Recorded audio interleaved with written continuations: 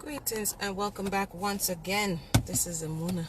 This is Amuna. If you're new, welcome. Like, subscribe, share. If you're on Facebook, you don't know, comment, do all that nice, lovely stuff. Now, it appears to me, I like to jump right in. So if y'all join late, you know what I mean? You're going to have to catch it on the replay. But welcome. So it appears to me that I stepped in an ant's nest with this here conversation. You see the title, right? The Kevin Samuels effect. Hold on, let me move my daughter's purse here. You see the title. So yesterday, I was minding my business as I usually do. And I was fixing some copy edit stuff on the book. I have some things to do, editing something. And I was like, you know, YouTube always have these recommendations. So I saw the brother in passing. Greetings to those who just joined us. And again, I told y'all before, I was new to this whole YouTube dating men, woman guru side. You know what I mean? I kind of stay on the other side of YouTube. So I happened to stumble into this side of YouTube. And first it was the Derek Jackson fiasco. And it's this dude, Kevin Samuels. I'm new to all of this here, people. So I watch 1 and 2 video. When you click on a video, just like when you click on this video, you feel the spirit or the energy of the person who's behind the camera. And some people stay, some people leave, right? Some people rock with it, some people don't. That's just the nature of the way this video thing works. So when I first clicked on the brother stuff, I was just like, nah, I'm good. You know what I mean? And keep it moving. Because of some of the stuff, I'm just like, Because I'm the type of person, if I stay to listen long enough, I'm going to want to start breaking stuff down. I'm going to want to start analyzing stuff. So that's why when stuff kind of like, it's not that, oh, she gets all in her feelings. Like, I'm going to take my pen, my paper out. I'm going to start taking notes and I'll act like I'm in class. That's just how my mind works. So when I don't have the energy to put into something, I just be like, let's keep it moving. So at this time, I was doing someone else corrected my work. So I was just going through the line edits so I could be listening at the same time. So I said, all right, people keep talking about this, brother. Let me listen. Let me hear what he's saying. So I'm listening and I'm like, oh gosh, now I don't want to stop what I'm doing. Let me just keep listening. But the more I'm listening is the more I want to take notes. And the reason I want to take notes, greeting and welcome to those who just join us. One of the things I look for that stands out to me as a red flag is people who use a lot of statistics and they tell you can look it up, but they never tell you like where they got it from, or even if they're just talking in conversation, they kind of forgot. But their statistics always have like all these round numbers and it sounds a little sus. That to me be like, oh gosh, that is so sus. What are we talking about here? And usually when we get these stats, it's because we want to support. Now we know when people are talking and we be like 99% of the time, we're using these type of stats because we're trying to illustrate a point. But when we go into the percentage of people who are married in the early 1900s, or post-slavery in the 1860s, to use it to bolster our point, to use it to try to draw an analogy between then and now, it helps not to use revisionist history. Why? Because if we are painting a false narrative of the past and we're trying to connect it to the present to see why we have devolved or evolved, whatever we're trying to do, it helps to be accurate.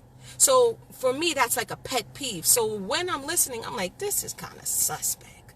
You know what I mean? Because these numbers are not adding up. It's 2 and 2 is not making 4 for me. So that was one of the things that jumped out to me. So yesterday, like I said, ansness. Yesterday, that was the framework of which I shared here on Facebook. You know, this Kevin Samuels dude is suspect. Hey, who tell me if we got say so? Who tell me? I had no idea to the extent of how people are involved and ready to go to bat for, and 200 comments later still, you know, I got called all kind of names. I didn't allude to the person's sexuality.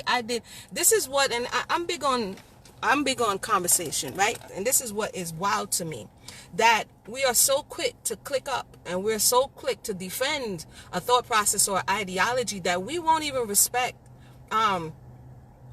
The person, I said something you didn't like. Cool. What did you mean by that? I'm telling you what you meant by that. And I'm like, whoa, no, did you ask me? Did you ask me why I said what I said? Now, I preface why I said what I said with this conversation, but part of the way in which we as a people get past our issues is to learn how to talk to each other. Learn how to ask the right questions. The thought process is women are emotional, but I saw a lot of emotional responses from men who are vested into this, whatever it is this man is teaching, whatever his philosophy is, however he's making you feel, and someone is coming in here and saying, oh, the person is suspect. To me, one would say, okay, if I value this person and I value you, why are you saying this person is suspect?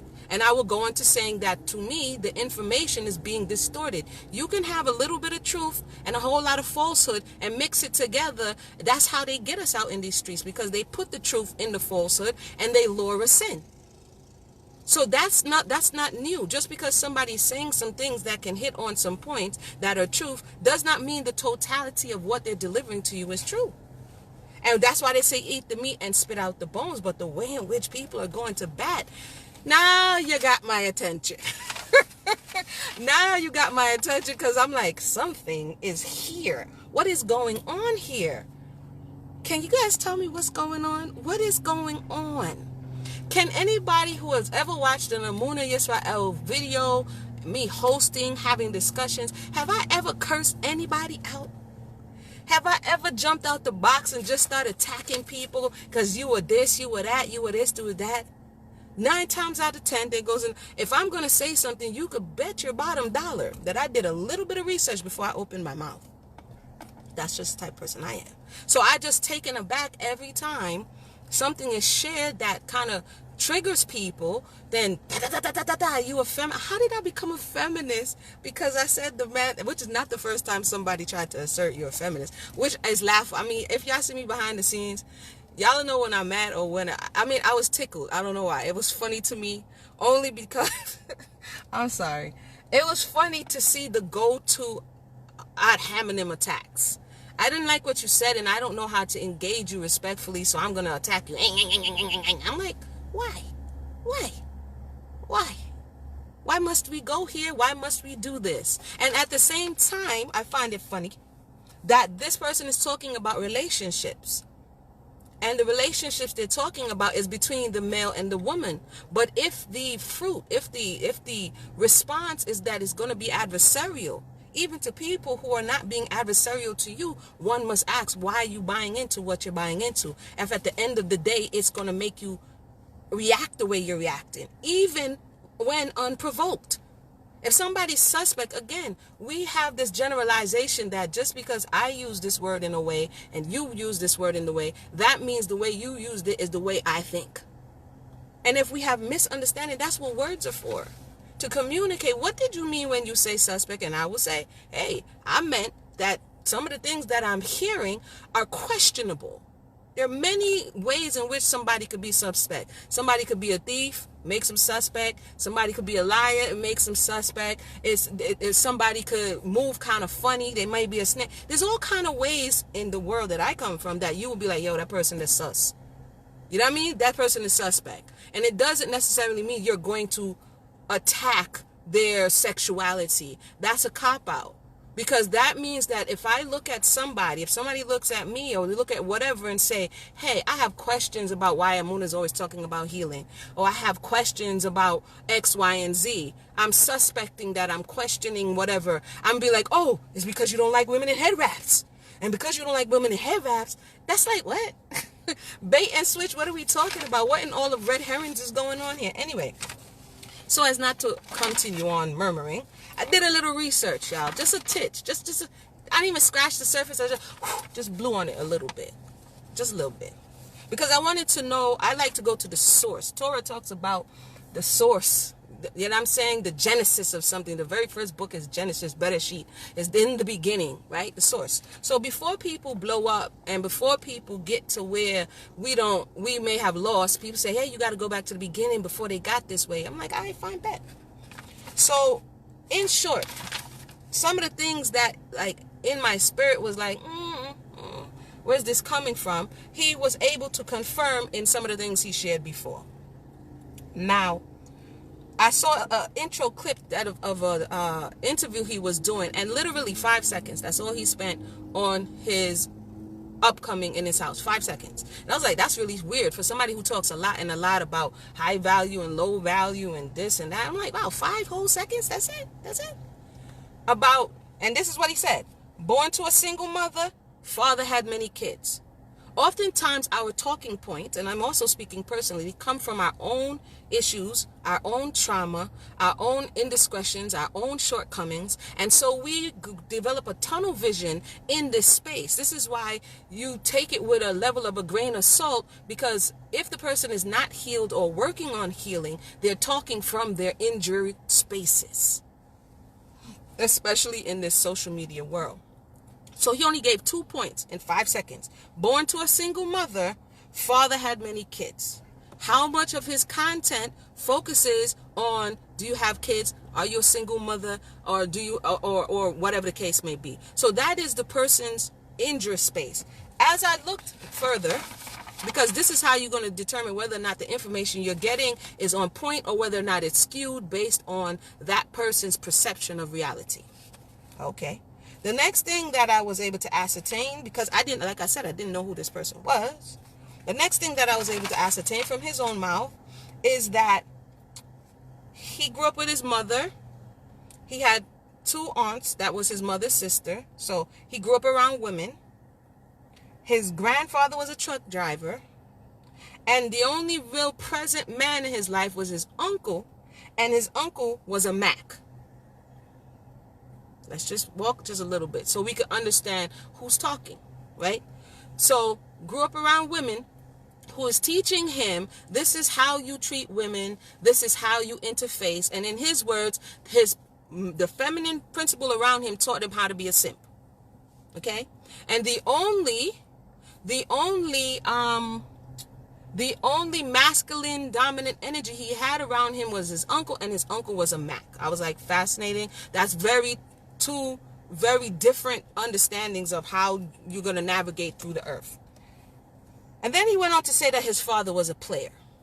This is not to disparage the person. This is to understand the direction. Sister Mariana asked the question, are there Hebrews adhering to this thought process? And there's so many that came out the closet, like they came tumbling out the closet. And I'm like, whoa. Right? So you have to say, where is this person coming from in this advice that they're giving you, and whether or not the advice they're giving you is going to lead you to where you're trying to go. Right? So your father is a Rolling Stone, according to him, a player with 13 children. So you see where the person has an issue, and their talking point is how, to the woman, do you have children? And men are not necessarily going to want you if you have children, and all of this thought process. What was the understanding? How did his mother deal with being a woman who had a child by somebody who was not present? How did that affect him as a child? Did he deal with this trauma and injury? Is he sharing to the world from a space of brokenness, or is he sharing to the world in a space of empowerment? And based on what I can see, if people can just come out and attack you just on the sound, the whisper of the ideology that this person is espousing, you can kind of guess what energy is coming with. But I'll continue. According to him, he was raised Baptist. He was raised in the church. And he was kind of spoiled, even though his family was broke. So this looks at the attention on what your possessions, what you have, what you need to be able to get the type of women that you're looking for. Now, according to him, I'm not going to keep this going very long. I found some interesting things. He grew up a simp, but then he quickly realized that simping doesn't, good guys finish last. And if nice got me bad behavior, bad is going to get me good behavior. Somebody's telling you their thought process. If nice got me bad behavior, bad is going to get me good behavior. So if you look at the earlier videos, he's not behaving the way that you see. But when he sees that bad behavior, dismissiveness, being rude, virtually slapping people, when you see that this is getting you where you want to be monetarily on YouTube, because this is your full occupation, you're going to keep giving people more of what they want so that they can give you what you want. So then the question is, what is the impetus behind what you're sharing and why you're sharing? I know a lot of people don't want to hear it. It's all good. But you understand, since all of all of what I saw came out, I was like, okay, let's solonomics this conversation and see whether or not people who have cause for pause have a right reason, or if they're just hating on the brother. Yeah. So basically, the brother says, this is like 2017, when you got 37 people watching you, so you don't really have a reason to put on the airs. If nice got me bad behavior, bad got me good behavior. And he goes into how being nice to the woman got him bad behavior, but when he started treating the woman like crap, when he started asserting himself as a man, when he started dismissing who she was, she came running for him. So he learned that I can groom people by mistreating them and defacing them, and therefore they're going to come towards me because we are already a people who have been groomed in that way. Yeah. So they're going to come towards me, and ultimately I'm going to switch this power dynamic so that I can hold the handle and they hold the blade. That's an old time saying, but okay. You understand? You can hold who has the handle and who holds the blade. According to the man, he says, the worse I treated the women is the more they liked me. So sometimes we may not have the words to articulate why somebody's rubbing you the wrong way, or why this energy feels a bit off to you. And maybe you have to go, this applies for anything, maybe you have to go and uncover certain things. And like I said, the person may be saying something that you be like, yo, I could feel that. I get that. Yes, some women are delusional. Some women are not being realistic about their expectations. That's respectable. How you're saying what you're saying. It's the same way when back in the day in the medical industry, when when they're in the war, there's a way in which, oh yeah, your leg got gangrene, just chop the whole leg off. Somebody can be brutally honest, and it's not to necessarily make sure that you're a whole being at the end of the day.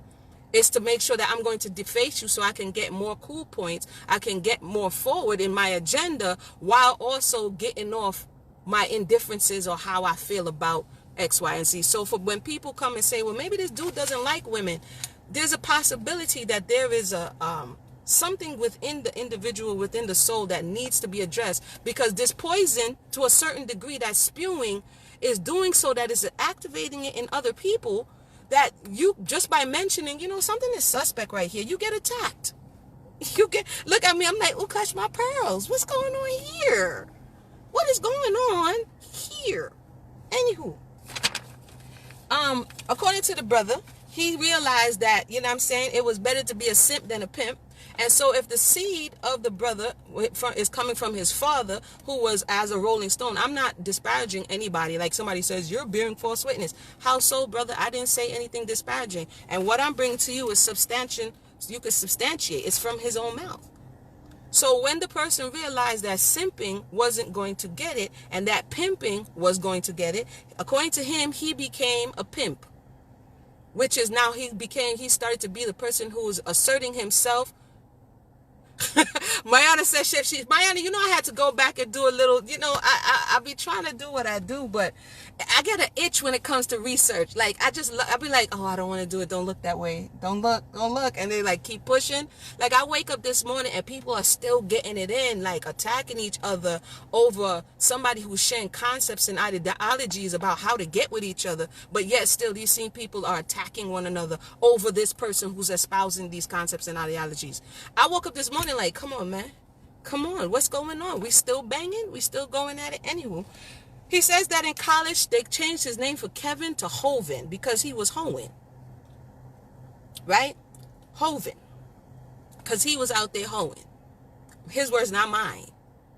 And so the objective is to get the women. So now when he realizes that what his mother was teaching him was wrong, he goes into the pathways of his father, who I talk about the story, I talk about it didn't start with us. This goes back to Solonomics. It goes back to having in our etherical cloud the energy and the storylines of our ancestors who came before us. And even though we may not be physically connected to them, if that energy is in and around us, it will be downloaded at the right time. So when he realized that that which his mother was telling him or was not getting him to where he wanted to be,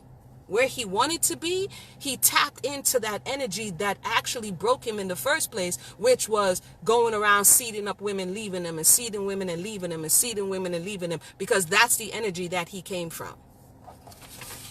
But we're going to continue. Let me check my notes here. So basically he crossed over, according to what he said, and it was better to be. So that's what we're seeing. If you go back to the earlier videos, you're like, who's this dude? And then you see today, you're like, whoa, because the person realized, YouTube, my money is going up, my account's going up, I'm a high value man, I'm becoming this high value man. He said, his own words, for 3 years he was speaking to the brothers, but it wasn't going nowhere. Listen. See, we got to listen, like the Nigerians be like, listen, oh. He said, when he was speaking to the men, it wasn't going anywhere. So some brothers be like, he was speaking to the men, but it wasn't going anywhere. Listen good. But the moment he started speaking to the women, that's when his stuff took off. I wonder why. I wonder why speaking accountability to the men is like, hush, hush, let's not go nowhere. But the minute you start Tommy Sotomayor and the women, disparaging the women, going at the women, disfacing them in a certain way, boom, you shoot off. I wonder. We're just going to put that in the pot to wonder. Anywho, let me calm down. Let me turn it down a little bit. He goes on to say, don't take advice from married people. Some people bring up, we all have our issues where we've stumbled in places. I'm not the one to say, if you haven't stumbled through a path, you can't speak on the matter, because the reality is you can speak on what not to do. But if you're listening to what the person is telling you to do, then you have to look at the person and say, am I trying to get to where that person is? Do I want what that person has? If that person does not have this holistic relationship that they're telling you, this is how you get it and this is how you keep it, right? And if the person is telling you, he said in one space, nobody's gonna want, to a certain degree, what did he say? I don't even want to mischaracterize what he said.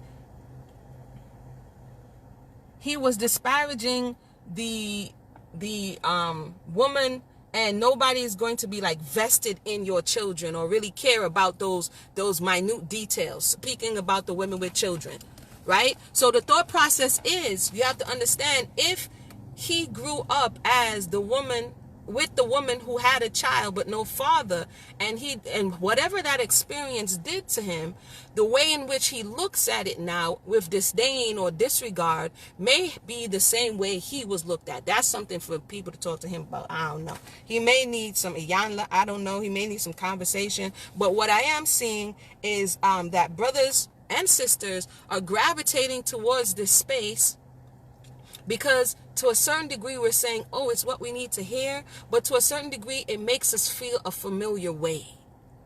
It makes us feel a familiar way, right? That we get this tough love. We grew up with, like, I'm telling you this because da-da-da-da. So we're used to people coming at us and passing it off and masking it as, oh, I'm loving you and I'm showing you and it's tough love and it's all of this stuff like this. You can tell the truth without defacing somebody.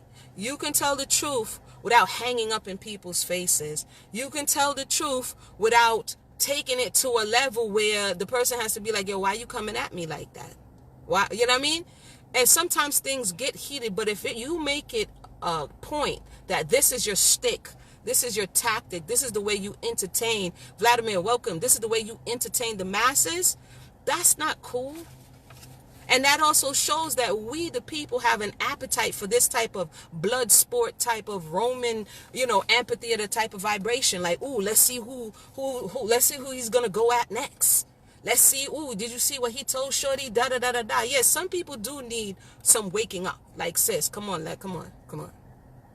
Some people need some waking up. Like, yo, I don't know what you've been watching. Get it together. Wake up. Let's go. You know what I'm saying? But to what degree?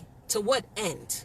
So those are some of the things that I was able to ascertain from, I'll tell you the name of the video. One of the names of the video is How to Get the Woman You Want. I think this is from 19, 2017, where he goes into a lot of the background information that I just gave you. And why I think it's important is because that is the angle by which we are getting the information. That is where he's dispersing it from. Are you talking about healthy marriages? Yes, the man leads. But one more thing I want to say. The man leads. What I'm hearing is, if you're a high value man and you provide, then that then gives you the right to dismiss this woman. She needs to accept, like your grandmothers did, take whatever you can get and don't complain. I actually heard the brother say to a woman on the phone, right? And I'm like, that she destroyed her own house because the husband was cheating with a married woman, and it was her fault for getting this information and basically trying to hold him accountable. And she's the reason, the wife is, that her marriage broke apart. Let me see y'all comments so I could go ahead and, I'm not going to go too far in, because I've been told in times past that I'll be like, it take me a minute. I might come up 3 months later like, yeah, this is all the stuff I found with a whole stack. I don't got that kind of time. So I'm not even going to, I think I'm going to leave it here. But let me see what you guys are saying. You got better control of your emotions than I. To be honest, I can't watch those videos. I need to be amongst positive people. If they are not available, I need to be. Yep. Yeah. It does take a lot of, it's the same thing when I did the polygyny research. It takes a lot of, and I was speaking to Sister Mariana and Brother Vladimir, and you get in where you getting it in and you having a conversation. But when I'm going to go listen, this is why I have to like take a step back, put your emotions or all of the to the side, and listen to what the person is saying. And it does take some self-control, I would say. Same here. Many thrive on negativity. Yes, there's a lot of people who thrive on negativity, and that's also sad. It's sad, but it's actually telling you, it's taking the temperature of the room. It's letting you know where the injury is. It's letting you know that sometimes you're trying to offer people things that they don't yet know that they need. So right now, if the person is pushing relationships and you think relationships is the issue, not realizing as long as the individual is compromised and unhealthy, the relationship is going to be compromised and unhealthy. But we live in a society that tells you that the relationship, once you get in the relationship, it's all gravy. That's not the truth. You're jacked up and you're jacked up. So two jacked up people together, even if they have $100,000 a year, or even if they, whatever they have, they'll just come together with more resources to do more jacked up things. Basically, that's just my thought. Hey, Sarai, what's going on? Vanessa says, this is making sense to me. Unfortunately, there are many men with similar backgrounds, similar views on black women out in these Facebook streets. Yes, and that's why it's making it so familiar and something that people can relate to. Because then that's why I started this morning really digging in some of the stats, because I keep hearing about, and we, as you come across the Monahan report, there was a report that took place before the Monahan report. And when you go into the census information before then, there's something going on in the melanated community that people like to try to say that in the 1950s and in 1900s, more black marriages. No, there was a whole different dynamic that was happening at that time that we, just looking back, will say, yes, there was a higher rate of black marriages. But go into the data. This 80%, I looked it up this morning. In the 1950s, it was 67% for the so-called white person and 64% for the melanated person who was getting married at that time. Where's 80% coming from? So when people say, go back and look at the stats, and then you go back and look at the stats, and the stats are not what they say, and then they say, why don't you trust me? It's because you're over there doing the Rapunzel, right? And you're over there spinning data to make your point. There's no need to spin the data to make your point. Let's look at the data for what it is so that we can be honest about where they were and how we got to where we were. This morning before I left, I saw something that talked about a 1910 census, that majority of it took place in the South, where they were talking about the unnatural amount of young women who were saying that they were that they were widowed. And so when they were taking the census data, they go into trying to make sense of this whole widow thought, and they came to conclude that there's a possibility that a lot of these women were saying that they were widowed when in actuality they were single mothers where the man is no longer in the home. So when the Census Bureau says, well, you got a 2-year-old child and I don't see no man here, what's going on? They got, widow. You know what I mean? As opposed to later on during the 70s and 60s, they may say, I don't know where the man is when it's time to apply for welfare, where I don't know where he is and dude is around the corner waiting for the welfare dude to leave. You know what I mean? Stuff like that we have to look in culturally, instead of we just saying, yeah, what happened is the woman fell off. Huh? It's not fair to look at history like that, because then we come now and not really understanding how we got here. It's like going to the mechanic, instead of him putting you on the diagnostic machine, he was like, yeah, so there's a possibility that when you took that right turn, the axle fell. You're like, bruh, if you don't hook this car up and tell me what's wrong with this thing. Anyway, I'm sorry. This is making sense to me. Unfortunately, okay, no, I read that already. I'm currently sourcing the people we may need to touch some things. Yep, Mayana. What kind of deplorable testimony is this Kevin Samuels giving about himself, like Dagon? A transition backwards? I mean, it's his reality. I would just say that his testimony, I like to just listen. And for me, it's just telling me where the person is coming from.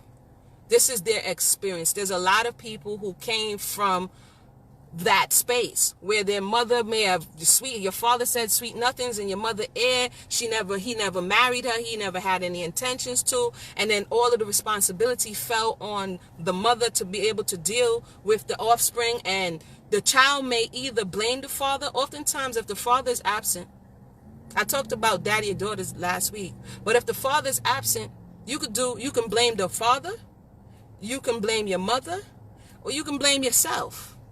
Right? So it really it's kind of a crapshoot with all of these variables, depending on the soul, depending on what's going on in the household. But according to him, his mother never said any ill things about his father, right? But in another space, I see him when he's mentioning women, he says, I found this telling. It was in another video. He says, many of your mothers are low value, right? This is what he says in another video, that many of your mothers are low value. They are the reason the man is not around. So based on what the person is saying, you could kind of see where they lean to in their mind, how they as a child rationalize their reality.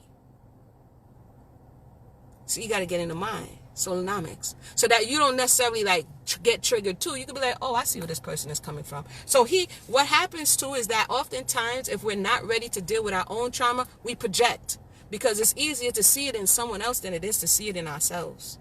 So we say many of your mothers are low value. The question is, what did you think of your mother? Is that what you thought of your mother? Your mother was a single mother. You see what I'm saying? But when you're in an echo chamber, when he's in a space where people don't get to talk back to him, he only gets to talk to them. It's a one-way communication. That means he insulates himself. He protects himself from any judgment. Because the moment you begin asking him questions, he says, it's my show. You can't ask me nothing, da-da-da-da, and he hangs up on you. So when you have a situation like that, when there is no discourse and it's only one way, or it's only guided in one direction, then you're not going to get to the crux of the matter. Let's see. Yeah, his views love the rudeness. Well, that's part of the culture. That's part of the taste. That's part of the desire. It's like the people in Rome like to watch the gladiators and throwing people in the ring. You know what I mean? Blood sport. People like that kind of thing. Oh, you went in on her. Oh, dude, I can't believe you. Oh, we like the kind of disrespect, except for when the disrespect comes back to us. Hey, Joanna, what's going on? Vanessa said, can I watch his video? I wouldn't say, y'all know me. If I go deep, then it's going to go too deep. You know what I mean? Because I don't like to just click on and click off. Because I think that in listening, if you just go through and let the person speak and say what they have to say, you'll be able to gather more than just be like, I heard what he said. So that for me takes like real discipline. Like I'll be on some woosah stuff like, okay. And then, you know, I try to clear my mind and then just try to hear what the person is saying, as opposed to trying to knit together this straw man about who I think the person is. All of what I just shared with you wasn't my opinion of the person. My own opinion was the person was, he's a bit suspect. That's all I said. But everything I share right now is what he said. Right?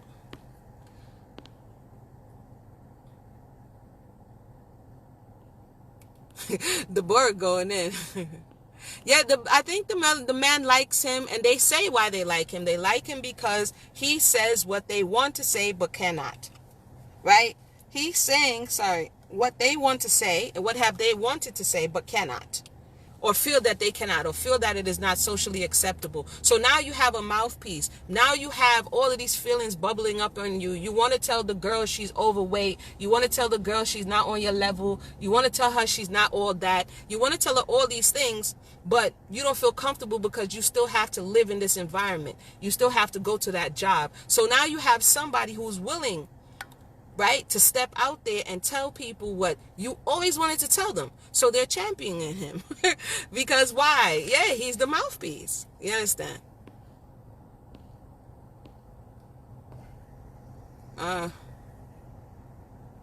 Yep. Are we really so hard as black? I mean, I think that, are we such bad housewives, sisters, and mothers? Naisha, I think that many of us, our grandmothers and those who came before us, have become hardened. Yeah, that's facts. Now, somebody could say, why? If I say that's people, like, women get mad at me, men get mad at me. That's what y'all don't understand. Women get mad at me, men get mad at me. So I understand what it is to be a truth teller, in the sense that you say the things, the uncomfortable truths that people don't want to hear. I've lived in that space a very long time. I'm very familiar. But what I've also learned over the years is how you say what you say really matters. Right? You could say, like, I just want to get this off and I really don't care. Or you can say that I care about the people who are going to hear it. And even though this may make you feel away, you can't come back and say, like, yo, Amuna really, you know what I mean? She really disrespected me. She really defaced me. It'd be like, yo, this is how I felt about what you said. But when I go out there and say stuff to really get at you, so that that's just down. That's something else. So as it relates to our women hardened, or are we really so hard? Many have become hardened. And then I can go to the because. But if it's just are we? I would say yes. Many have become hardened. And then we can go into the situations and the circumstances as to why we have become that way. But the reality is that in having this discussion, if we are not honest and we are still looking to play hot potato and shift the blame, and people are not willing to really, like, sit in their truth, to say, and it's like working on a team or doing a relay race or whatever it is. In order for me to adequately do my job, you have to sufficiently do your job, right? And on both sides, people are reaching their hands in the other person's pot and saying, this is where, and this is where, and this is how, and this is why you're not doing your job correctly. And then be like, nah, don't look over here at mine. And the reality is, if we're going to be honest and sit at the table, if we are of the understanding that the man is the lead and he's supposed to lead, that means in order for her to adequately, the female, to do her job, he has to be in position doing his job sufficiently. Because in order for me to cook you a beautiful meal that's going to fill your belly and warm your spirit, yummy cottage style, and I say, for me to be present to be able to do that, you have to provide the resources. If you come to me with excuses as to why you have not provided the resources and still accept the meal, that's not realistic.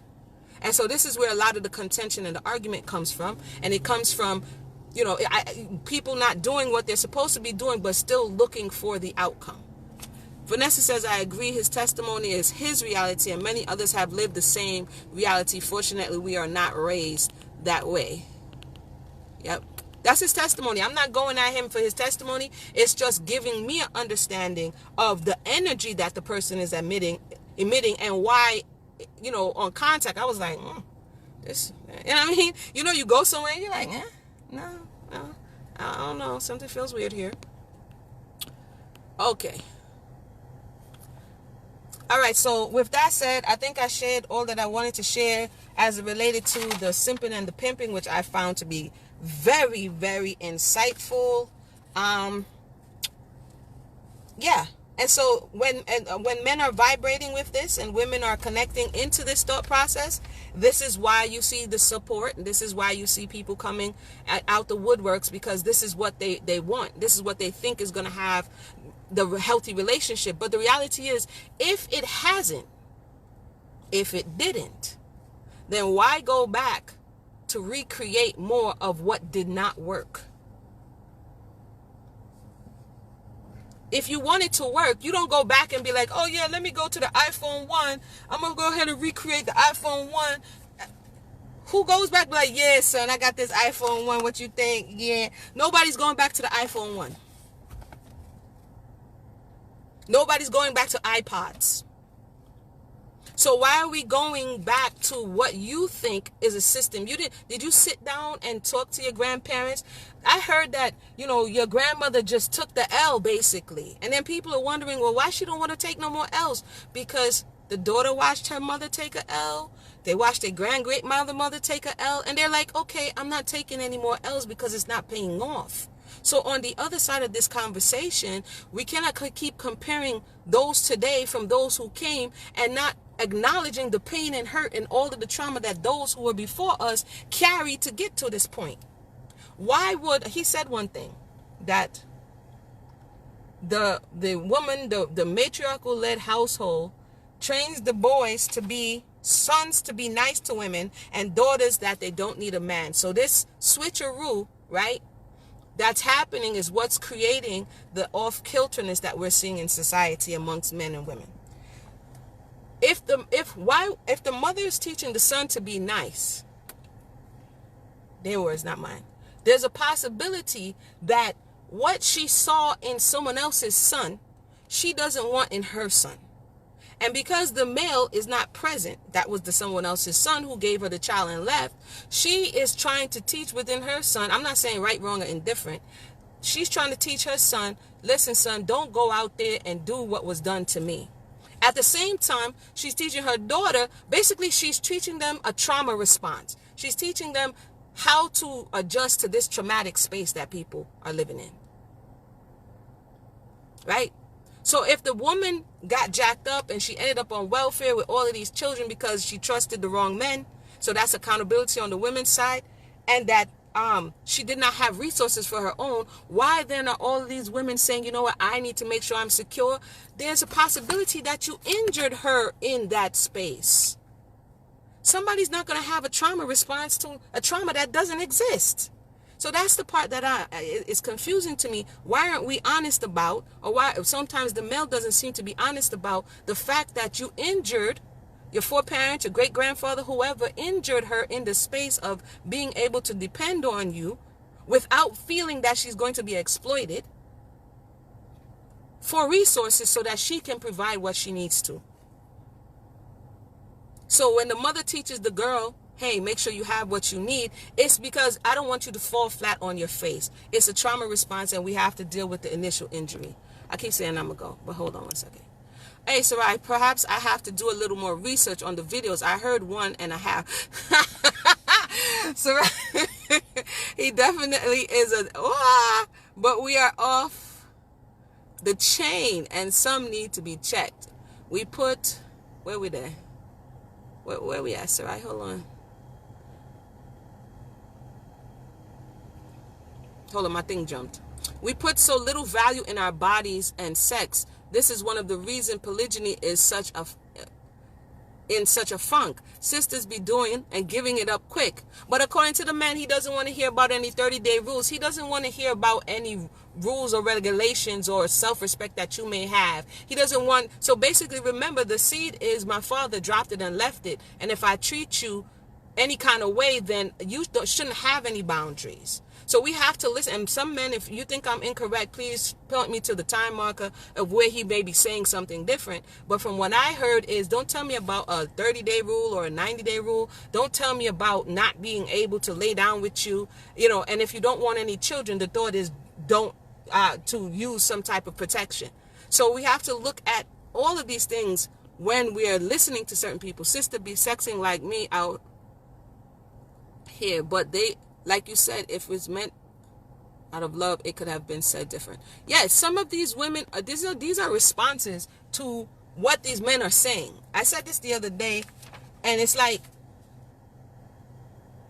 who's leading? It's like we can't have it both ways. If you say somebody's leading and this person is leading with, I should be able to have access to you, you should not be able to say X, Y, and Z, you should be lucky, I'm the bag. If the person is leading with that, and they're telling you the only way you're going to succeed is if you succumb to my rules and regulations, and then she get loose and promiscuous, man, there's number of hoes out here. They're conforming.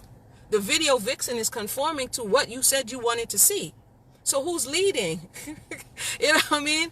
This is the confusion. When it's going bad, she's leading. And when it's going, I'm confused. I mean, we need to work this thing out. Yep. I personally don't want to give him this much publicity. Chew the meat and spit out the bones. I don't put a lot into what he's saying. You know what, too, sis? At first I was like, eh. But then I realized something. I have children, right? The same way the teachings of Malcolm X permeated the earth at his time, the same way Marcus Garvey's teachings, he espoused certain thoughts, he wrote them down, he made speeches at his time, he rallied the people, and he dispersed these thoughts throughout the earth. It's the same way that the people who are up today on these virtual platforms are espousing thoughts and dispersing it throughout the earth. And our seed, our children who go out into these spaces will come into contact with these thoughts. According to him, when it's amazing now when he walks around and he sees young men and they are giving him reverence and respect. So he's sowing, he's cultivating these thoughts in these young boys' mind and these young girls' mind. And we don't know what tomorrow may bring, right? So my purpose for speaking to certain things is that I know I got a generation coming behind me. Right?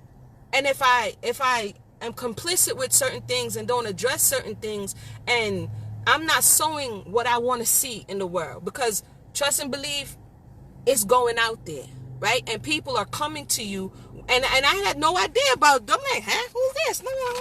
Give me a minute here. Let me go ahead and do some double checking, right? So it's like I'm totally in the dark, and then the rate that they're coming, I was like, oh my. Who is this and why are you behaving in this way? You know what I mean?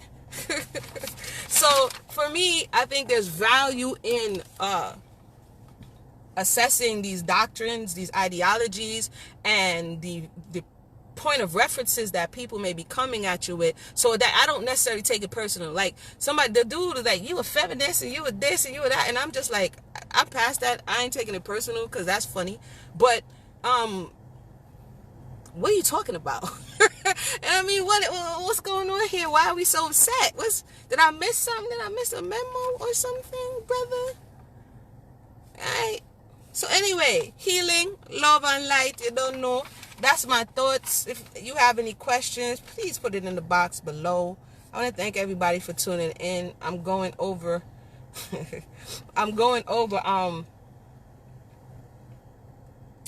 to make sure I didn't miss anything.